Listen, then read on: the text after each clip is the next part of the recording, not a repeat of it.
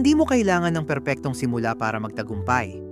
Marami sa atin ang hindi nagsisimula dahil sa takot. Takot na magkamali, takot na hindi sapat, takot sa sasabihin ng iba. Pero tandaan mo, ang bawat kampyon nagsimula rin sa wala. Ang mahalaga ay ang unang hakbang. Kahit gaano kaliit basta't patuloy kang sumusulong, siguradong may mararating ka. Ang pagkakamali ay parte ng proseso. Huwag mong katakutan ang pagkatalo dahil doon tayo natututo, tumitibay at humuhusay. Lahat ng matagumpay na tao ay dumaan din sa mabibigat na pagsubok. Ang pinagkaiba lang nila, hindi sila sumuko. Gawin mo araw-araw ang kaya mong gawin. Kahit simple lang, basta consistent.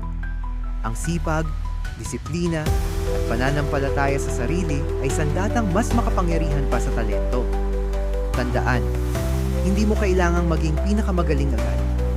Kailangan mo lang maniwala na may halaga ka, may layunin ka, at may mararating ka. Kung walang naniniwala sa iyo ngayon, ayos lang. Basta ikaw, maniwala sa sarili mo. Dahil minsan, ang tanging kakampi mo ay ang sarili mong pangarap.